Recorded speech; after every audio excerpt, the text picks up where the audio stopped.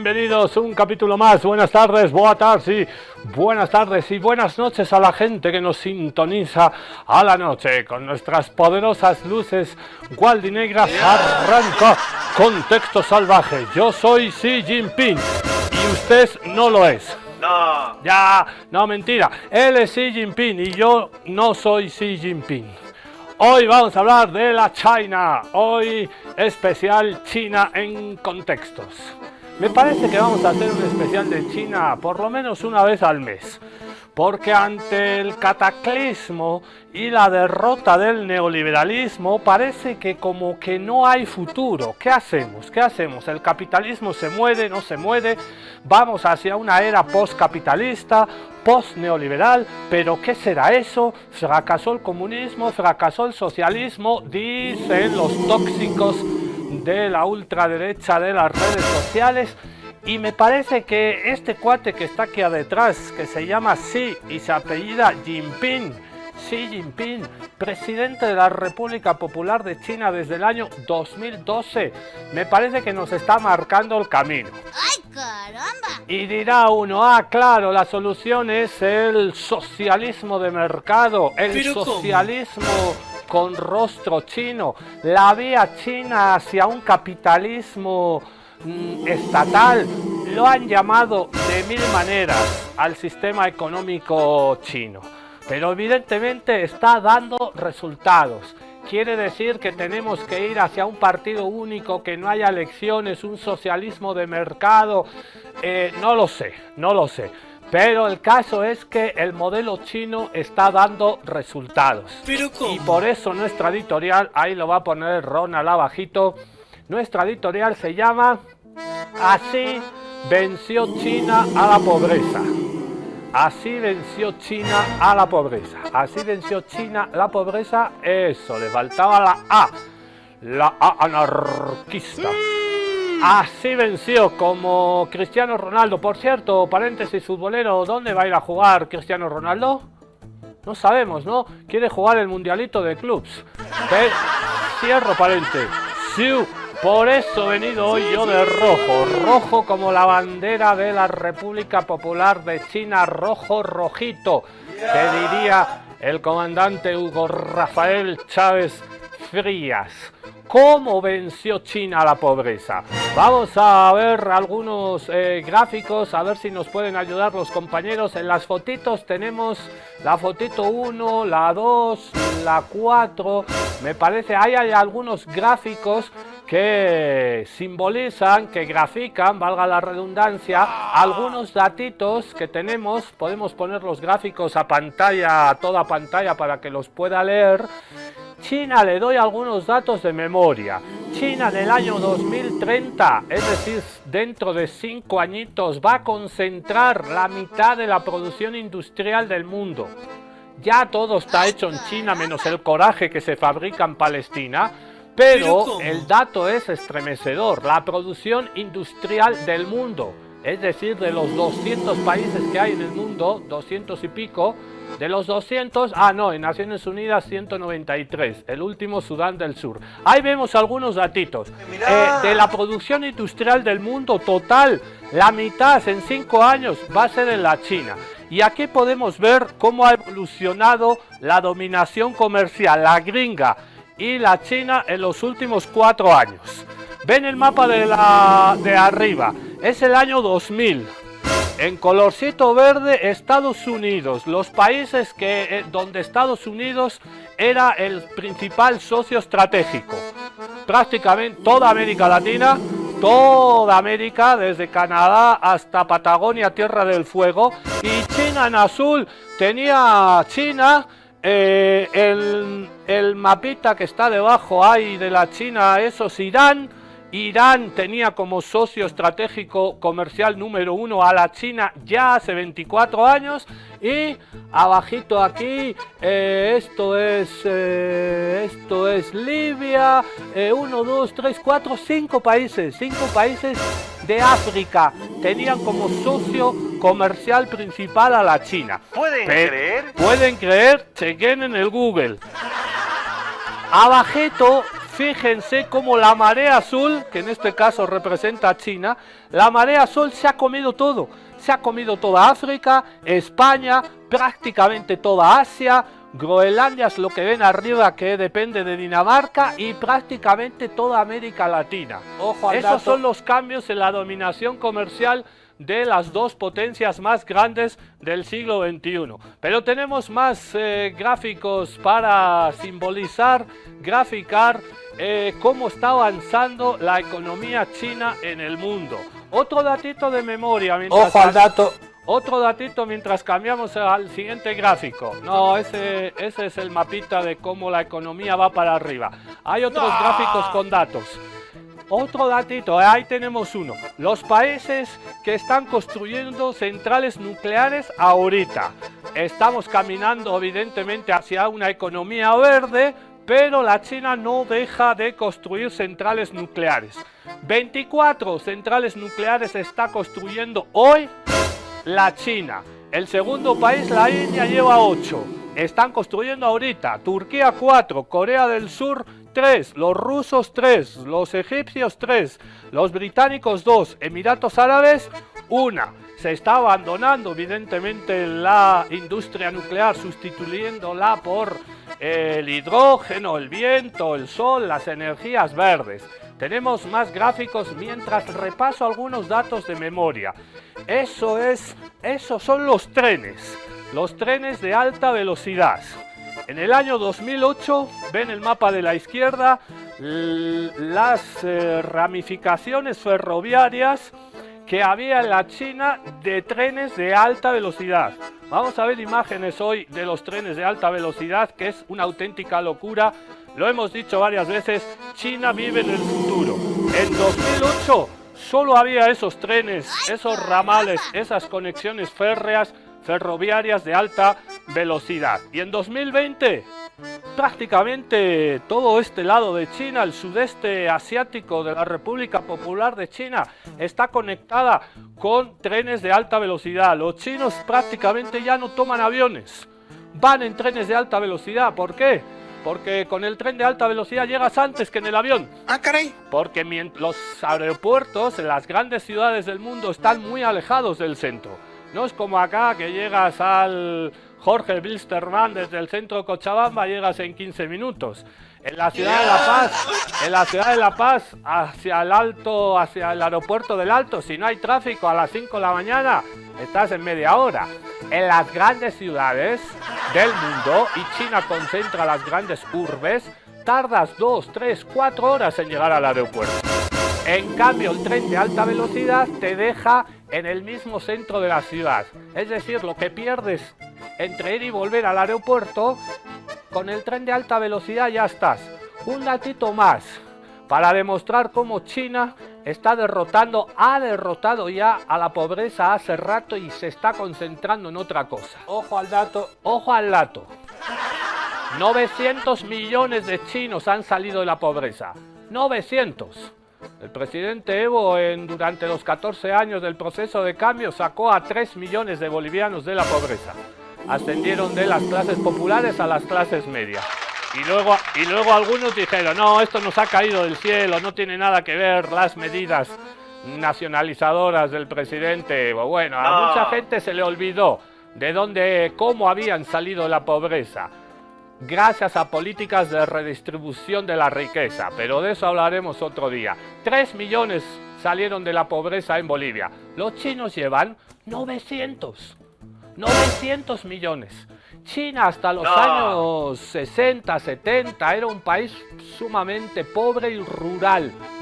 ¿Cómo han hecho en una generación, cómo han hecho los chinos para pasar de un país pobre rural a un país donde en el campo se vive bien y donde en las ciudades también se vive bien? Han sacado a 900 millones de chinos de la pobreza, y eso no ha sido cuestión de magia, como acá en Bolivia. No fue magia, fue debido a políticas de redistribución, políticas de industrialización, políticas de construcción de infraestructura, bonos sociales, redistribución de la riqueza y estrechamiento de la brecha social entre ricos y pobres. ¿Cómo lo ha conseguido el camarada Xi Jinping? Hoy te lo vamos a contar en contextos. Un último dato. Para el año también 2030, en 5 añitos, la clase media alta, que es la que más capacidad de consumo tiene en la China, van a ser 500 millones de chinos. ¡No! 500 millones de chinos incorporados a las clases medias altas y consumiendo, y eso genera circulación de la platita y se beneficia a todo el mundo, chorrea la plata, y eso no es capitalismo. Eso es el socialismo con rostro chino. Y nos lo están demostrando con datos. 500 millones de chinos consumiendo es más que la población de Estados Unidos. Y mientras Estados Unidos está recibiendo mano de obra barata, a pesar de las deportaciones, la China está recibiendo muchísimos estudiantes y muchísima gente va ahí a trabajar en la industria tecnológica, digital, en mano de obra calificada. Estados Unidos se está quedando atrás y los chinos les están pasando a una velocidad supersónica. Hoy hablamos de la China en contextos que nadie se mueva. Gracias, China.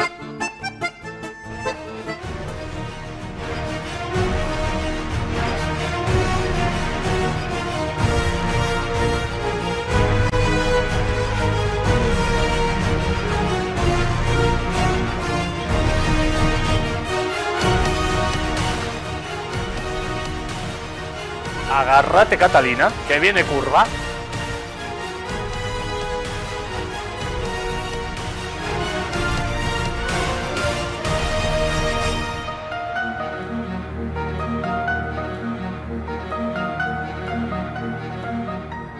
Hoy en contextos vamos a enterarnos de cómo pasó China de un país pobre a la primera potencia mundial. Ya fue Estados Unidos. El siglo XXI es el siglo de China, es el siglo del sur global. En este video nos van a explicar exactamente cómo China derrotó a la pobreza y ya está en otra cosa, cómo China se enriqueció gracias a las políticas de la República Popular de China y especialmente del presidente Xi Jinping. Xi Jinping, ni hao. Hable bien. Planificando para un año, siembra arroz. Si estás planificando para una década, planta árboles. Si estás planificando para toda la vida, educa a la gente. Este proverbio chino encapsula perfectamente el ascenso meteórico de China en el escenario global. Pero, ¿cómo logró China convertirse en una potencia económica en una sola generación? Mientras algunos atribuyen su éxito a la adopción de un sistema capitalista, la realidad es que esta no es toda la historia. Otros, como Mikhail Gorbachev, intentaron introducir el capitalismo en la Unión Soviética, solo para ver su colapso. India, con una población comparable, no ha experimentado un crecimiento similar. A pesar de desafíos como la Gran Hambruna, China ha demostrado que el tamaño de la población no siempre es ventajoso. Entonces, ¿qué hace a China tan poderosa? Pues eso es lo que vamos a descubrir en este video. En 1978, Deng Xiaoping visitó Singapur y observó cómo una excolonia británica pobre se había transformado en una de las economías de más rápido crecimiento en Asia. Inspirado por Lee Kuan Yew, el fundador de Singapur, Deng implementó reformas radicales en China bajo el concepto de socialismo con características chinas. Estas reformas catalizaron un rápido crecimiento y modernización en todo el país.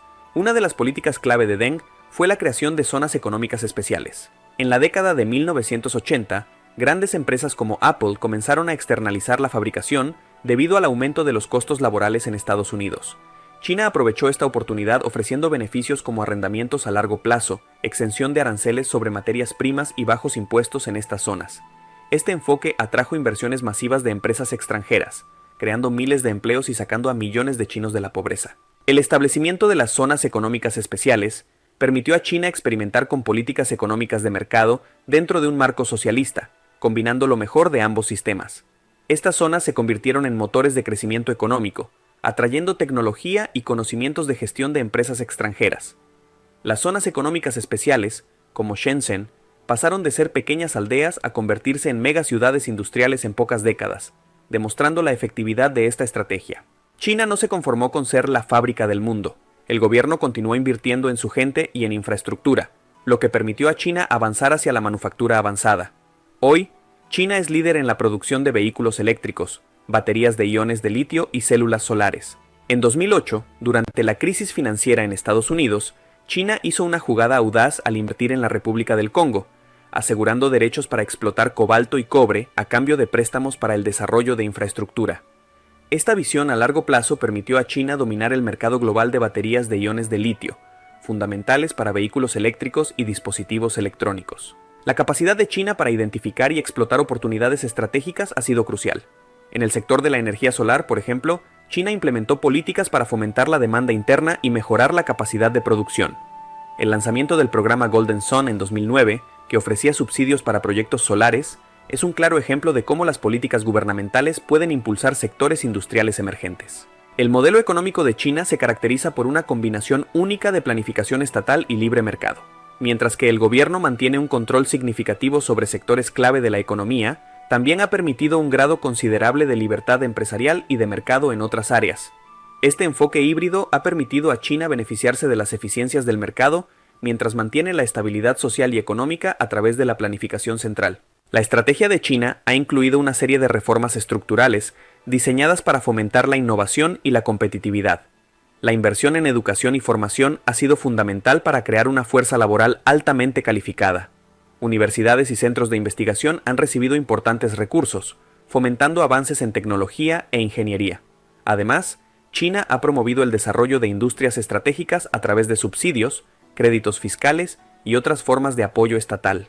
Sectores como la tecnología de la información, la biotecnología y las energías renovables han florecido bajo estas políticas, posicionando a China como un líder global en estas áreas. Una característica distintiva del modelo económico chino es su capacidad para implementar políticas a largo plazo.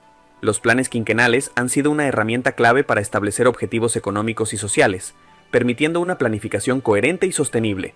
Este enfoque ha permitido a China adaptarse rápidamente a las condiciones cambiantes del mercado global y mantener un crecimiento constante. El ascenso de China está profundamente arraigado en su enfoque en el comercio y la economía. Aprendiendo de eventos históricos como el colapso de la Unión Soviética y las sanciones recientes a Rusia, China ha priorizado la autosuficiencia y el crecimiento económico.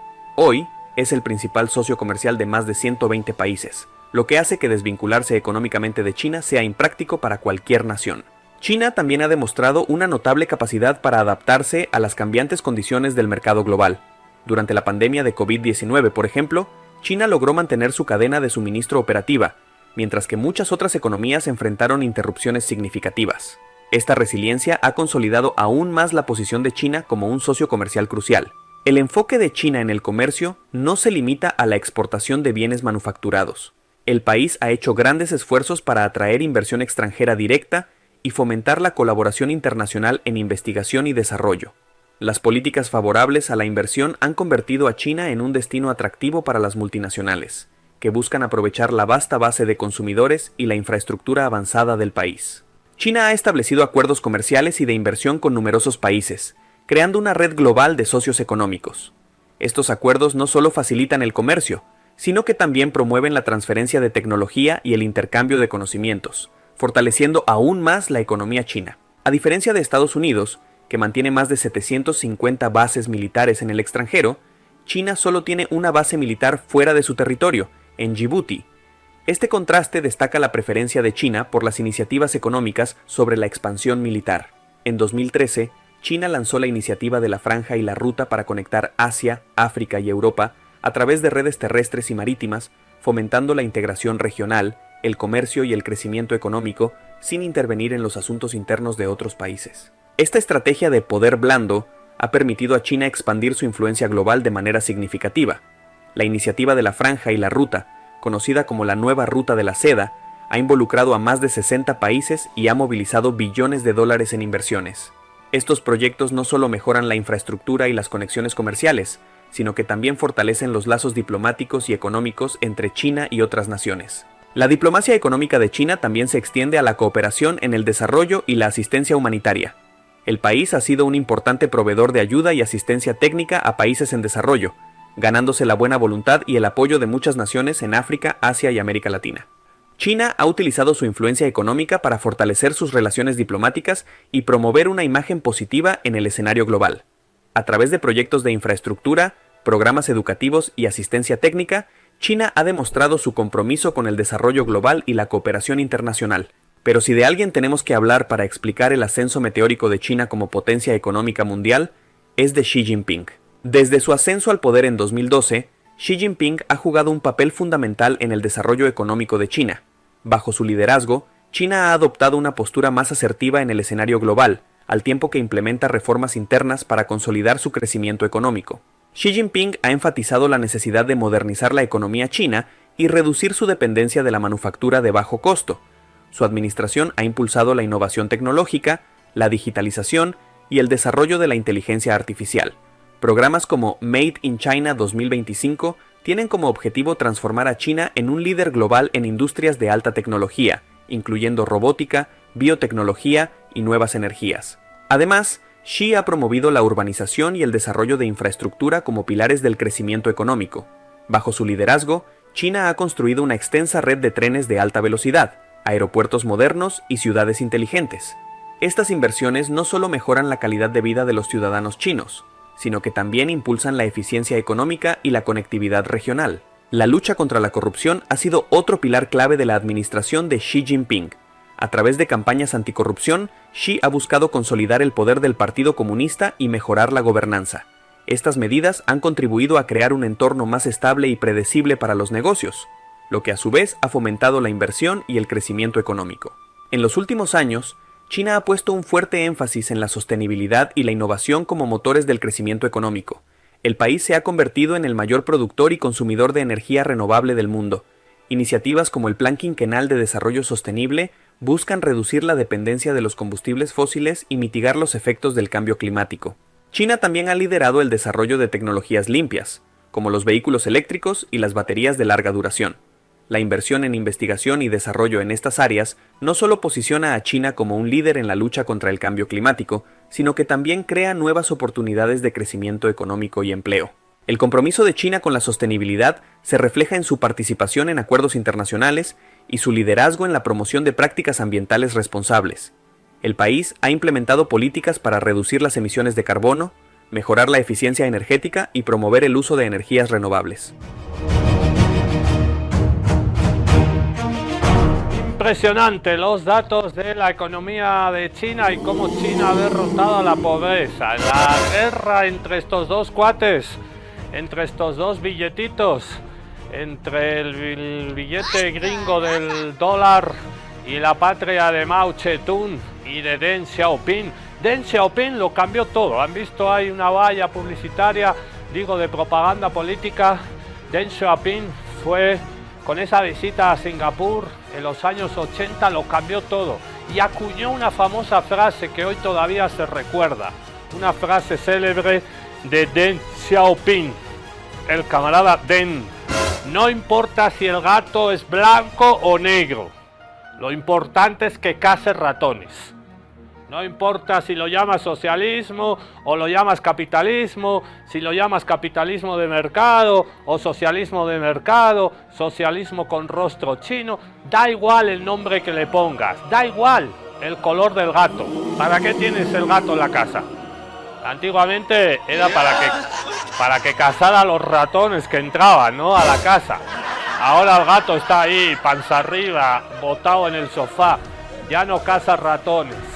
Los gatos de hoy en día, de las clases medias. Pero antes se tenía gato para que cazara ratones. Y daba igual si era gris, rojo, negro. La gran frase de Deng Xiaoping: China está en el futuro. Y la última noticia que nos ha llegado de China es esta: pelea de boxeo. Hasta ahí todo bien. Pelea de boxeo entre robots. Los robots, como si estarían ahí en una película de Rocky Balboa. Chon, chon, chon, chon, chon. Ahí tenía que sonar la música. Vamos a ver, pelea de robots en China. China está en el futuro, China está en el año 2050 y no nos hemos dado cuenta todavía.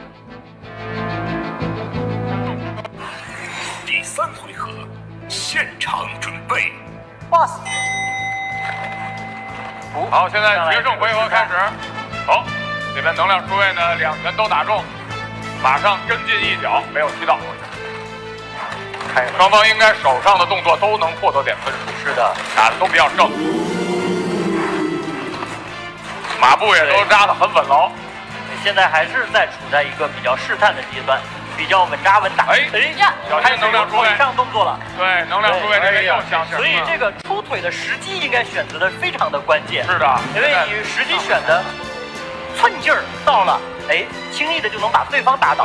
寸劲儿不到，自己反倒会倒。是。他们在平衡性不稳定的时候会降低身体幅度，像我们人一样找平衡。您说这点非常对，就是降重心是你保持身体平衡最好的、最直接也是最简单的办法。是的，是的。两位选手现在还在试探，空间比较远。哎，这边对，想要侧身，又是一个第3次站起来，咱们得给能量诸位鼓掌，加油！非常漂亮，非常漂亮。我们从这个硅基的机器人身上看到了人类的这种顽强拼搏的力量的精神。这叫三摔不倒，必有后福啊！对呀，对。屡败屡战和屡战屡败的区别，你看，您又上升到了哲学的高度了。对对对。从走进科学变到走进哲学。程越老师今天全面掌控。哎，我们就希望着能够把这所有机器人的这个直拳施加的这个动机，这个时机就非常的到位。好，你看，AI索兰斯这边呢倒在了场边，但是并没有摔倒。是的，哎，能量诸位又记起了他这挑衅法，但是 AI 索兰斯不为所动。最后的10秒，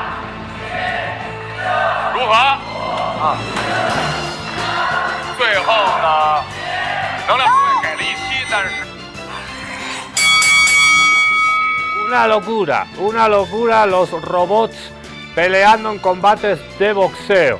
Me imagino que a todos los aficionados al boxeo, como a mí, estas imágenes no nos gustan un pelo. El boxeo, no, los robots, no, cualquier cosa, pero grafica el adelanto tecnológico que tiene la China. Esos robots que estaban peleando con movimientos típicos del boxeo, guardia alta, un uppercut de arriba abajo, un gancho, todos un jam, todos movimientos típicos del deporte de las 12 cuerdas. De momento están manejados esos robots por control remoto. Hay 2 chinos ahí manejándolo todo, pero la siguiente fase que va a llegar ya no más van a ser los robots peleando de manera automática autónoma.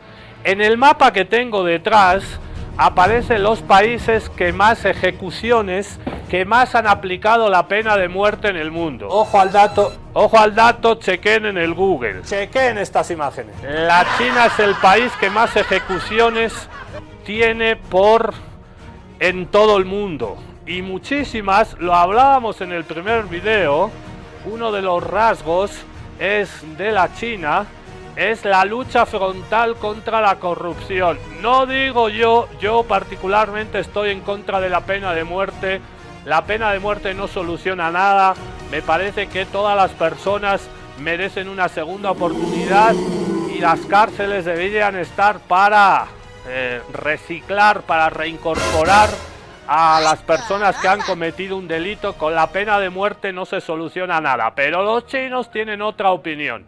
La gran mayoría de las 1000 ejecuciones, aquí tenemos el datito, 1000, la China 1000, abajito Vietnam 1, Estados Unidos 25, Irán, ¿cuánto está? Por aquí está Irán, 63, algunos países, Arabia Saudita tiene bastantes, ahí vemos a Irán cerquita, a Egipto. Todavía hay países que aplican la pena de muerte, pero China lidera esta clasificación y se mete mucho la gente con China. No, China viola los derechos humanos, etcétera, etcétera. Y China aplica la pena de muerte. Más de 1000 personas ejecutados en la China. Les doy el datito.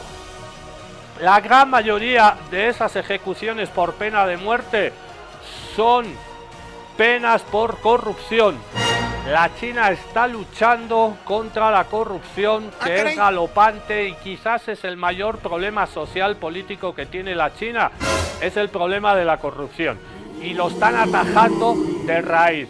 No quiero decir que haya que traer aquí la pena de muerte contra los corruptos, pero China así lo está haciendo. ¿Pueden creer? Seguimos viendo cómo China derrotó a la pobreza y cómo le cambió incluso la imagen de la pobreza. Siempre estamos obsesionados, hay que acabar con la pobreza extrema, inversión pública, infraestructura, redistribución, pero la China ya está en otro nivel. Escuchamos al periodista mexicano Diego Rusarín hablándonos del tema de hoy, cómo China consiguió derrotar a la pobreza, solo en contextos salvajes. Así es como deberíamos de medir la felicidad. La verdad es que es una noticia que yo sinceramente les recomiendo leerla entera, pero hay una parte que me rompió el corazón. Dice, mira, los derechos humanos se basan en la vida feliz. Hoy en China, hablar de erradicar la pobreza ha dejado de ser un tema habitual de charla, porque el término ha sido sustituido por la vigorización de las zonas rurales. China, en un periodo de 5 décadas, dejó de hablar del problema de erradicar la pobreza. Un problema sobre el cual nosotros en Latinoamérica no dejamos de hablar y no encontramos solución. Sabemos que la derrama económica no funciona y realmente el gobierno chino ya superó el problema de erradicar la pobreza y ya está hablando de la vigorización de las zonas rurales y la felicidad del pueblo. Me parte el alma escuchar este tipo de cosas, porque son cosas que a nosotros nos acosan como un gran problema, que es el problema de la pobreza, y toda la vida nos han dicho de que no, es que la manera como erradicas a la pobreza es haciendo más rico a los más ricos, porque si haces más ricos a los más ricos, como son unos superhumanos, ellos van a producir tecnología y van a fundar empresas, y esas empresas van a producir empleos y van a traer empresas e inversiones internacionales, y eventualmente ese río de champaña que se están tirando en el pecho y en la boca los millonarios a mero arriba, va a gotear tantito a través de su uña inflamada del pie y va a caer en la boca de algún pobre miserable que nació en la base de la pirámide, lo cual de nuevo se prueba que no es cierto. Mientras del otro lado del mundo, China abandona el discurso de erradicar la pobreza porque ya no es un problema prioritario y ahora hablan de cuidar el medio ambiente, revitalizar zonas rurales, medir la felicidad de la población. O sea, superaron el paradigma que parecía insuperable. ¿Pero por qué nos parecía insuperable? Porque lo estábamos planteando equivocadamente desde el marco económico. Pensar la superación de la pobreza con un sistema económico que produce sistemáticamente pobreza es obviamente paradójico, antitético e imposible. Esto es otra noticia que se conecta muy bien con la idea de vivir en un nuevo mundo multipolar, porque ahora lo que el mundo tiene realmente son ejemplos viables civilizatorios. De hecho, vean los resultados de estos estudios. Dicen, 91% de los chinos dicen que son felices, mientras que 76% de los americanos dicen ser felices y 67% de los alemanes dicen ser felices. Cuando las personas les preguntaron cuáles eran los principales motivos para su felicidad, primero, sentir que mi vida tiene un propósito. Esto conecta directamente con la idea de la alienación marxista, porque la idea es que el hombre encuentra su propósito en el trabajo. Encuentra su propósito en el trabajo porque transforma la naturaleza en aquello que necesita para vivir. El problema es que el trabajo bajo el modelo neoliberal es enajenante. Tú no te sientes reflejado en tu trabajo. Tu trabajo, al contrario, se siente como una carga. Se siente como algo que te roba la vida, te roba el alma y te roba la energía. No te da orgullo lo que haces. Nadie termina un día entero llenando tablas de Excel y dice,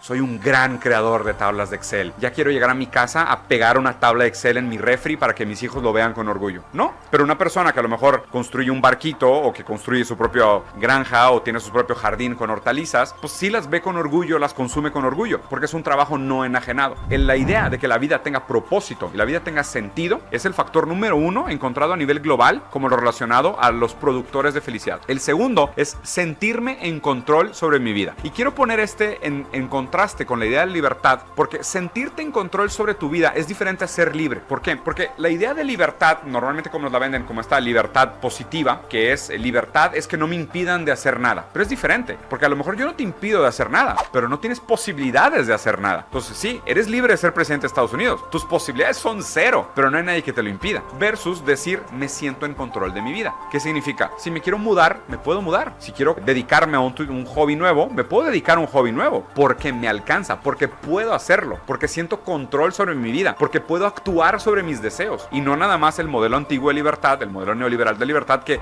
deseas todo, pero nada te alcanza. Y la única manera que tienes de obtener lo que deseas en el modelo neoliberal es endeudándote. Me parece un análisis sumamente interesante en cómo no solo su subvierte la idea de dónde los países son más felices o dónde la gente es más feliz, porque tradicionalmente siempre que se habla bien de China venía acompañado de una propaganda diciendo no, pero es que allá no tienen libertad, no, pero es que allá nadie los deja hacer nada, no, pero es que allá trabajan como esclavos, no, es que allá es una distopia porque es un modelo autoritario. Y pues no, ahora con estudios internacionales sobre la felicidad en diferentes países, resulta que sí, que China es un país que tiene bastante felicidad y que mucho de esto está vinculado al hecho de que la vida de la gente tiene un propósito y que se sienten en control de sus vidas.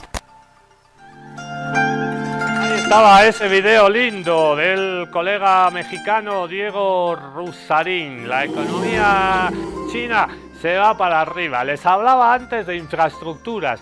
Es importantísimo invertir en infraestructura. Invierte en carreteras, en trenes, en buenas infraestructuras viales y de todo tipo, y después vienen los resultados. Van a chequear cómo funcionan los trenes en China. Yo me he quedado tonto. Chequea las imágenes, sobre todo fíjate cómo cambian.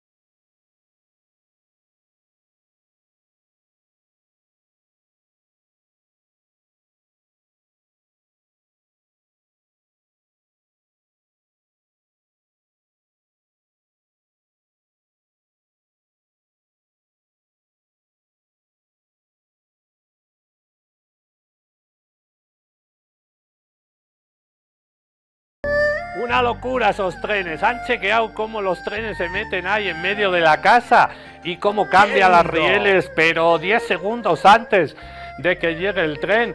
No, la China es mucha cosa. ¿Y saben quiénes se han dado cuenta que la China es el futuro? Que hay que dejar de aprender inglés o francés y pasarse al chino mandarín, que es la versión del chino más hablada. El chino mandarín es la lengua, por supuesto, más hablada del mundo. Después viene el castellano, por cierto. Pero hay mucha gente que ya acá en Bolivia está aprendiendo, está yendo a aprender chino. Yo también lo estoy intentando, pero soy un inútil para los idiomas. Y me he quedado en ni hao es hola, y xie xie es gracias. No paso del ni hao y el xie xie. Pero le mandamos un saludo a toda la gente que está estudiando chino en los institutos Confucio. Hay en Cochabamba, hay en La Paz, hay en Santa Cruz, hay escuelas también, academias privadas que están enseñando chino. Chino es el idioma del futuro. Si tienes una guagua, olvídate del inglés. El inglés que aprenda como el segundo idioma, aparte del tuyo, castellano, aymara, quechua, esos los idiomas de base. Impulsemos también el aprendizaje de nuestras lenguas originarias. Esas son nuestras lenguas maternas. Pero después chino y después inglés, pero después ya cuando sepas chino. ¿Saben quién se ha dado cuenta de todo esto? Los hijos de los gringos millonarios están mandando a sus hijos. Eso sí me interesa. No a Harvard como van algunos pelotubis acá, sino les están mandando a China. ¿Para qué? Para que los hijos de los gringos ricos aprendan chino mandarín. Chequea las imágenes. 大家好，今天我们非常非常高兴的来到故宫，你们看一看，故宫太大了，对，太大了，这是一个非常难得的机会，所以我们非常感谢了。对，我们很高兴的来到这边。如果你们有一些其他来北京的应该去的地方，可以给我们留一下评论呢。谢谢大家，再见。来抖音提送。 Los hijos de los gringos en Estados Unidos hablando no en inglés, sino en chino mandarín. Otra cosa que alucina a todo el mundo, lo dijimos hace un mes, ya no tiran fuegos artificiales. Cuando celebran así por todo lo alto, hay espectáculos nocturnos de drones. Miles de drones en el cielo. Esto parece ciencia ficción. Para nosotros, en China ya es habitual. Miles de drones, chiquititos drones, no drones utilizados para bombardear, no, drones utilizados para entretener. Miles de drones iluminando la noche, haciendo figuras. Los fuegos artificiales, los chinos ya están en otra. Espectáculo nocturno de drones en la ciudad más futurista de China, que lo tengo aquí apuntado, Chongqing. Esto es en Chongqing, la ciudad del futuro en China. Y miran para arriba y una noche cualquiera ven un espectáculo de drones como este. Están en el futuro estos cuates.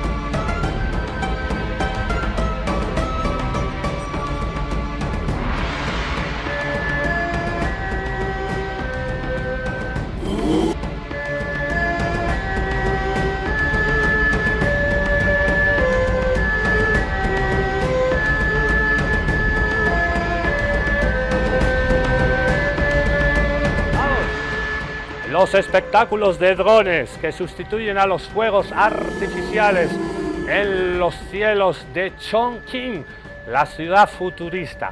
Así laburan los robots. Los autos en China, los autos eléctricos, ya no están siendo construidos por trabajadores. Y es una pena, esos trabajadores ya están siendo mano de obra cualificada, ya no hacen carros. Los carros los hacen los robots. Es la número 7, los robots, así se fabrican.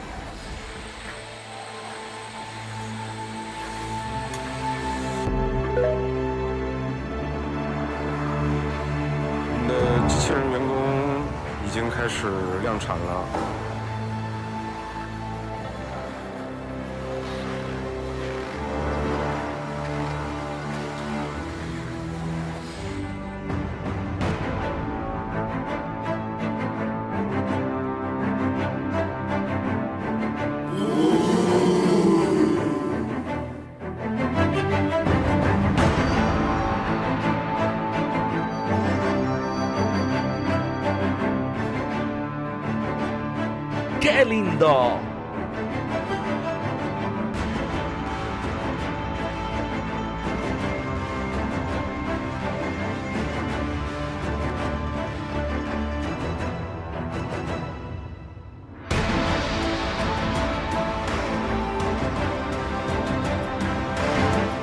Era una fábrica, así se fabrican los robots, y ahora sí vamos con la que yo quería ver. Así fabrican los robots los carros.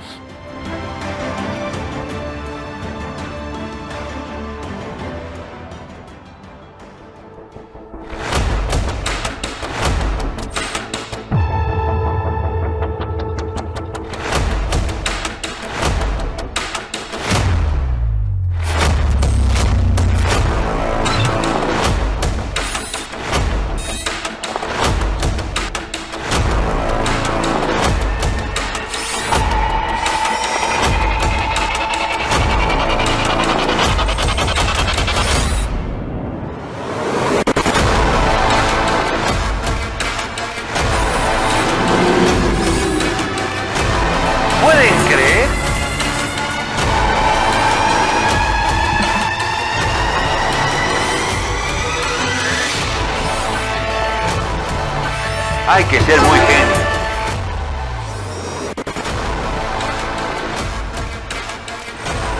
Hay que ser muy genio.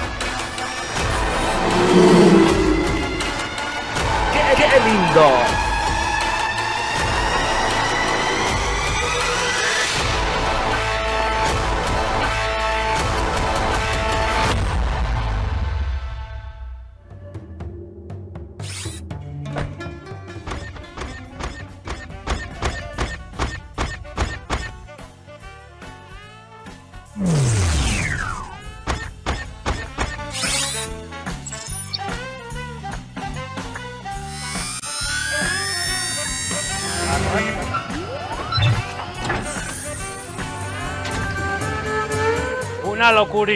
Una locurita lo de los robots en China. Y mientras nosotros estamos intentando llegar al 5G, los chinos están ya en algunas ciudades con 5G. Y mientras nuestros televisores son 4K, 3K, los chinos están en 8K. Así son las ciudades del futuro en la China y la velocidad. Bajan una película en 2 segundos. Y evidentemente los chinos no hacen esto para tener un Netflix más rápido o descargar videos o películas más rápidas. Esto se traduce en modernidad, en infraestructura, en avances, en creación de riqueza y luego su posterior redistribución. Las ciudades del futuro, el 5K, no, es una cosa de locos. Chequea las imágenes, esto es Contextos Salvajes. Hoy China está in the future. Noticia de último minuto. China da el salto al 10G y deja al mundo en modo espera.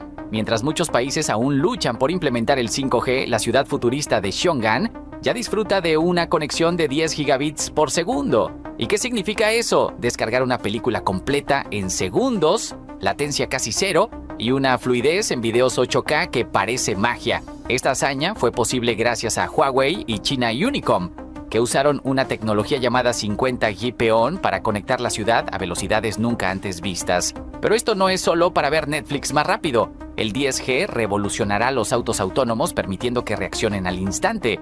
También hará que la realidad virtual se sienta real, potenciará la inteligencia artificial, la telecirugía remota y convertirá a las ciudades inteligentes en una realidad tangible. Xiong'an, que hoy muchos llaman la ciudad fantasma, fue diseñada para que todo esté a 15 minutos caminando y ahora con 10 gigas podría convertirse en la ciudad más avanzada del planeta. Mientras tanto, en otros países seguimos esperando la promesa del 5G.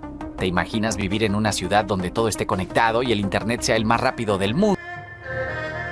La ciudad más avanzada del planeta no está en los Estados Unidos. La ciudad más avanzada del planeta, tenemos ahí la música china relajándonos.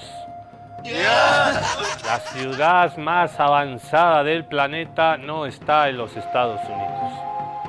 No está en Alemania. No está en Canadá. Está en la China milenaria y ancestral.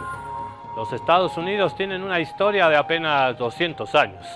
La China tiene una historia detrás ancestral de más de 5.000 años. Y en una generación chacatao la pobreza. Y están construyendo, ya me estoy acelerando, y están construyendo aviones que no están pilotados, nodrizas, capaces de cargar 6 toneladas. 6 toneladas de carga en un solo avión y no va pilotado el avión. Se va a inaugurar en junio su primer vuelo. Así son los nuevos aviones nodrizas chinos. Es otra cosa, pariente, es otra vaina.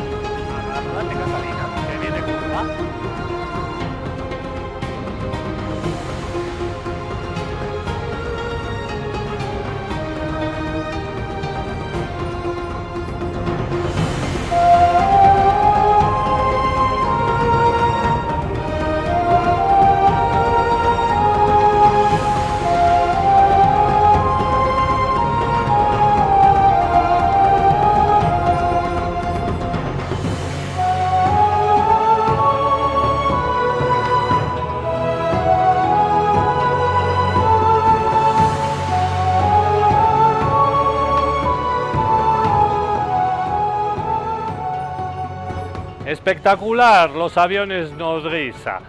No todo lo hacen bien los chinos. No todo. Sí, no todo.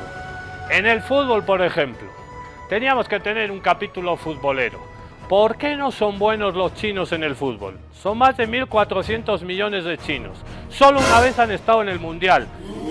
En Japón, Corea del Sur, como clasificaban ellos, pues China tuvo más fácil. Solo estuvieron una vez en el Mundial. ¿Pero cómo? No ganaron ningún partido, no metieron ningún gol.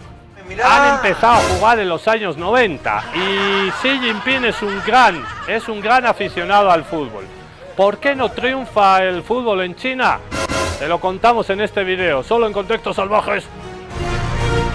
Fue introducido en China a principios de los años 50, pero nunca logró un gran arraigo popular, al menos no como en otros países. Durante gran parte del siglo XX, el deporte quedó relegado en un país que enfrentaba constantes cambios políticos y sociales. No fue hasta finales de los años 90 cuando China comenzó a prestar más atención al fútbol. El verdadero esfuerzo para hacer de China una nación futbolística comenzó en la década de 1990. Se formó la Superliga China en 2004, y el país empezó a ver el fútbol como una manera de fortalecer su imagen internacional. Pero los resultados a nivel competitivo no llegaron. A día de hoy, la selección china solo ha clasificado una vez a la Copa del Mundo, en 2002, donde no solo no pasó de la fase de grupos, sino que tampoco logró anotar un solo gol. La pregunta es, ¿qué ha fallado desde entonces? Las inversiones del fútbol chino. En los últimos años, el gobierno chino ha invertido miles de millones de dólares en el desarrollo del fútbol. El presidente Xi Jinping, un conocido fanático del deporte, ha declarado que quiere ver a China clasificar a más mundiales, y eventualmente, ganar uno. Para lograrlo, se han implementado varias políticas, incluyendo la construcción de academias de fútbol por todo el país, la construcción de estadios modernos y la obligatoriedad de practicar fútbol en las escuelas. Además, la Superliga China ha logrado atraer a varios jugadores y entrenadores internacionales de renombre. Futbolistas como Oscar, Hult y Carlos Tevez fueron contratados por clubes chinos con salarios astronómicos, lo que puso a la Liga China en el mapa mundial. Pero el problema es que estos jugadores, a pesar de su talento, no han contribuido al desarrollo del fútbol chino a largo plazo. Su presencia es más simbólica que funcional, y no ha ayudado a mejorar la calidad de los futbolistas chinos. A pesar de todos estos esfuerzos, el nivel de la selección nacional sigue siendo bajo. Entonces, la pregunta clave es, ¿por qué China, con todos estos recursos, sigue fallando en el fútbol? La corrupción en el fútbol chino. A lo largo de los años, el fútbol chino ha estado plagado de escándalos de corrupción, que han afectado a todos los niveles del deporte. En 2009, se destapó uno de los mayores escándalos de amaño de partidos en la Superliga China. Varios jugadores, entrenadores, árbitros y directivos fueron arrestados y sentenciados por su participación en la manipulación de resultados. Esto dañó gravemente la credibilidad del fútbol en el país, y los efectos de este escándalo todavía se sienten hoy en día. Los sobornos y la compra de partidos se habían convertido en una práctica habitual durante los años 90 y 2000, y esto afectó la competitividad y el crecimiento natural del deporte en China. Incluso después de los arrestos, muchos creen que la corrupción sigue siendo un problema dentro del sistema futbolístico chino. Los talentos jóvenes no siempre reciben oportunidades justas, y la falta de transparencia sigue siendo un obstáculo para el desarrollo del fútbol en el país. El problema de la estructura de formación de jóvenes. Mientras que las potencias futbolísticas como Alemania, Brasil o España han desarrollado academias y sistemas que forman a jugadores desde temprana edad, en China este proceso ha sido inconsistente y mal gestionado. Aunque se han creado muchas academias de fútbol en todo el país, muchas de ellas carecen de entrenadores capacitados, y el enfoque sigue siendo en obtener resultados inmediatos en lugar de formar jugadores a largo plazo. El proceso de formación de talentos es clave para cualquier país que aspire a tener una selección de primer nivel. Sin embargo, en China, los entrenadores locales a menudo no cuentan con las credenciales o la experiencia necesarias para formar futbolistas que puedan competir en las principales ligas del mundo. Además, muchos jóvenes talentos se desaniman rápidamente por la presión excesiva que enfrentan desde una edad temprana. La presión política. El fútbol en China ha sido altamente politizado. Se espera que los jugadores y entrenadores tengan éxito rápidamente, lo que genera una falta de estabilidad en el proceso de formación y entrenamiento. Los entrenadores de la selección china han sido reemplazados con frecuencia, lo que impide que haya una continuidad en las estrategias y tácticas del equipo. Esta falta de paciencia ha provocado que muchos de los entrenadores internacionales que llegan a China se frustren y se marchen. Al final, la presión por obtener resultados inmediatos acaba perjudicando el desarrollo a largo plazo del fútbol chino. Las inversiones chinas en clubes europeos. En los últimos años, varios empresarios chinos han adquirido participaciones en clubes de fútbol europeos. El ejemplo más famoso es el de Suning Holdings, que compró una participación mayoritaria en el Inter de Milán en 2016. Otros inversores chinos han comprado o invertido en clubes como el Wolverhampton Wanderers y el Atlético de Madrid.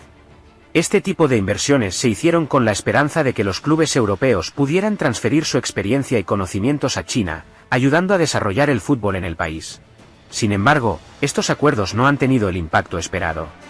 A pesar de la inyección de capital chino, la brecha en la calidad del fútbol entre Europa y China sigue siendo enorme. La cultura deportiva en China. El fútbol simplemente no tiene el mismo nivel de importancia cultural en China que en otros países. Mientras que el baloncesto, el ping-pong y otros deportes tienen una base de aficionados mucho más sólida y una historia más rica en el país, el fútbol sigue luchando por ganar popularidad. La falta de una tradición futbolística fuerte ha dificultado el desarrollo de una verdadera cultura futbolística en el país.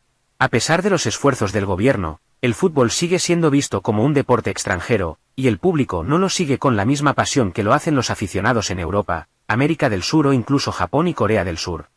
Esta falta de cultura futbolística afecta no solo a la selección nacional, sino también a la popularidad de la Superliga China.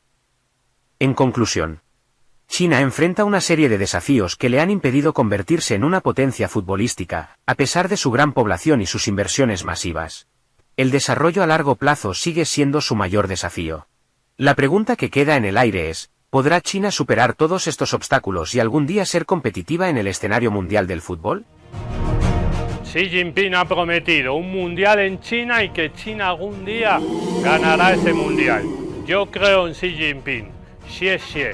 Esto ha sido un capítulo especial sobre China en contextos salvajes. Nosotros volvemos mañana.